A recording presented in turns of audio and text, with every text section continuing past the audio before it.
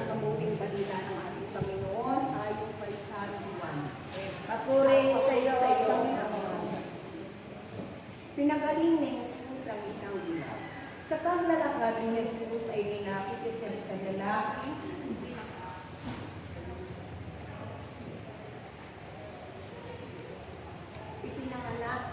Pinanganak na dilaw. Tinanong siya ng kanyang mga alagad. Rabi, sino po ang nagkasala? Sino po ang nagkasala at ipinanganak na dilaw ng lalaki? Siya o ang kanyang mga magulang? Sumagot si Jesus, pinanganak na bula ng lalaki nito, hindi dahil nagkasala siya o ang kanyang mga magulang, kundi upang mahayag ang kanyang kapangyarihan ng Diyos. Dapat natin gawin ang mga ipinagagawa ng nagsuko sa akin samantalang araw. Dumarating ang gabi at wala nang makatawa. Habang ako'y nasa sa tulunan, ako ang ilaw ng salita. Pagsabi nito ni Jesus, dumura sa lupa at mawa ng tito. Ipinahit ko ito ng mga mata ng ulap. Sinabi sa kanya ni Jesus, pumunta ka sa deposito ng tubig sa silo. Ang tubig nito ay silo. Maghilamos ka roon, kayo ang ginawa ng mula at ang magpali ang aking nakakitan. Sinabi ng mga kapitbahay nila mga nakakita sa kanya, nung say naman na mamalimot ka, hindi ba yan ang malapit natin nagpapalimot?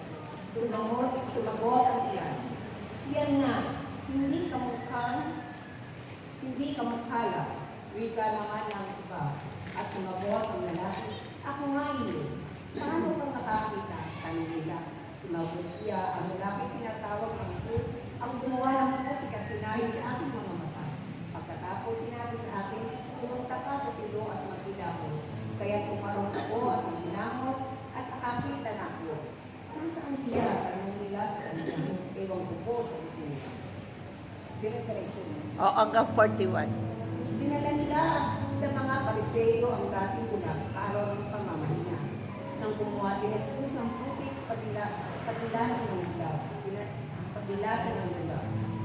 Tinanong din siya ng mga Pariseo kung paano siya nakakita.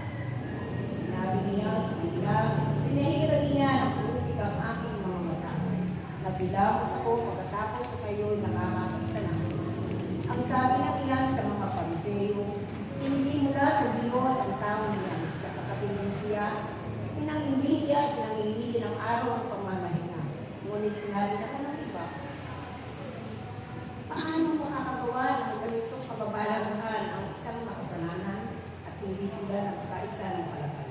Kaya pinanong sila ng dating pula, ikaw naman iyang pinatilat ni Jesus ang iyong mga mata. Ano naman ang masasabi mo tungkol sa kanya? Siya isang propeta, sagot niya. Ayaw naniwala ng mga Hudyo na siya'y dating bulag. Kaya pinagtawag niya ang magulang ng tawag niyo. At itinanong sila, anak ba ninyo? Talaga bang siya'y pinanganak ng bulag? Bakit nakakakita na siya ngayon? Sumagot ang kanyang mga magulang. Alam po namin siya ang aming anak at siya ang pinanganak na bulag. Ngunit hindi namin alam kung bakit nakakakita na siya ngayon o kung sino ang magpadilag sa kanya. Siya na po ang tanungin niyo ang Semix. Siya ay may sapat na gulang na at makapagsasabi ng tungkol sa kanyang tanong. Ganito ang sabi ng kanyang mga magulang dahil sa takot sa mga Hudyo, sapagkat pinagkaisahan ng mga Hudyo na itiwala sa sinagoga ang sino mang magpahayag na si Jesus ay Mesiyas. Ito ang dahilan kung bakit sinabi ng kanyang mga magulang, siya ay may sapat na gulang na, siya po ay tanungin niyo. Kaya nung niliyang itinatawag ang dating bulag at sinabi sa kanya, sabihin mo ang totoo. Alam namin makasalanan ng tao niya.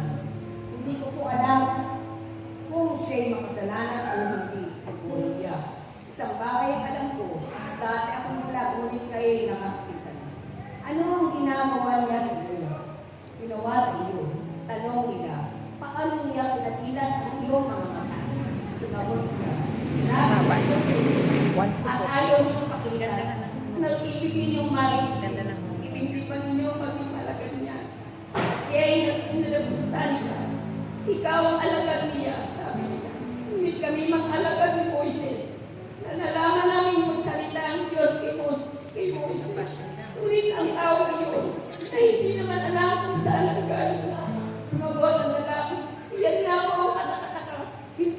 namin kung saan siya nanggaling. Gayong pinanilan siya ng mga mata ko. Alam namin hindi pinakikinggan ng Diyos ang mga makasalanan. Ngunit pinakikinggan niya ang mga tunay na sumasamba sa Kanya at sumusunod sa Kanyang kalooban. Pananampalataya. Buhat sa pagsamba ng saliputa ay wala pang magpapagila ng mata ng tao ito. Ipinanganak na bulag, walang magagawa ang tao yun. Kundi sa imulat, mula sa sumagot sila, ipinanganak ka makasalanan at ikaw pa ang magtuturo sa amin at sa inyo. Itinuwala dito nila. Ito. Naka-41. Nabalitaan ni Jesus ang lalaki pinagalit niya ay pinaktiwala ng mga Pariseo. Kaya tinanong niya ang lalaki kung matakbuhan niya ito. Sumasampalataya ka ba sa anak ng tao? Sumagot ang lalaki, sinukumpos siya. Sabihin niyo sa akin upang ako'y manampalataya sa kanya. Siya'y nakita mo na, siya'y nakikipag-usap sa iyo, ani Jesus. Sumasampalataya po ako, Panginoon, sabi ng lalaki. At sinampal niya si Jesus. Sinabi pa ni Jesus, isang kahakulan sa salimutan ang magpalimuto upang makakita ang mga bulag at mabulag ang mga nakakakita. Narinig ikaw ng ilang Pariseo malapit sa kanya at siya'y tinanong, ibig mo bang sabihin sila ng kami? Sumagot si Jesus, kung kayo'y bulag, wala sana kayong kasalanan, ngunit sinasabi niyo nakakakita kayo, kaya mananatili ang inyong mga kasalanan. Ang mabuti. Hanggang 41, Sister Mary. Ito Ang mabuting balita ng ating Panginoon. Pinupuri ka namin, Panginoong Hesukristo. Uy, itiwan mo muna yan.